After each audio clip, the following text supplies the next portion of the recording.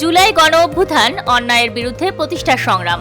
দৈনিক সংবাদ দিগন্ত পত্রিকার নিয়মিত জাতীয় খবরের সাথে আমি আছি জুলিয়া জাহান। স্বরাষ্ট্র উপদেষ্টা lieutenant general of Jahangir Alam Chowdhury বলেছেন, জুলাই গণ অভ্যুত্থান কেবল একটি আন্দোলন নয়, অন্যায়ের বিরুদ্ধে দাঁড়িয়ে সত্য ও ন্যায় প্রতিষ্ঠার সংগ্রাম। এই আন্দোলন গণমানুষের প্রত্যাশাকে একত্রিত করে জাতিকে নতুন পথের দিশা দিয়েছে। মুন্সিগঞ্জ লৌহজং উপজেলার পদ্মা সেতুর মাওয়া প্রান্তে জুলাই বীরত্ব ও জুলাই আত্মত্যাগ বিষয়ক চিত্রকর্ম উদ্বোধন অনুষ্ঠানে প্রধান অতিথির বক্তব্যে তিনি একথা বলেন। স্বরাষ্ট্র উপদেষ্টা বলেন, জুলাই গণ অভ্যুত্থানের চেতনা, আত্মত্যাগ ও বীরত্ব আগামী প্রজন্মের মাঝে ছড়িয়ে দিতে হবে। জুলাই গণ অভ্যুত্থানের চেতনা ধারণ করে তরুণরা সত্য, ন্যায়, স্বাধীনতা ও গণতন্ত্রের চেতনায় উজ্জীবিত হবে। জুলাই গণ অভ্যুত্থানের বীরত্বগাথা ধরে রাখতে বাংলাদেশ সেতু কর্তৃপক্ষ এবং সড়ক পরিবহন ও সেতু মন্ত্রণালয় দেশের গুরুত্বপূর্ণ অবকাঠামো পদ্মা সেতুর দুই প্রান্তে এই চিত্রকর্ম করার উদ্যোগ গ্রহণ করেছে।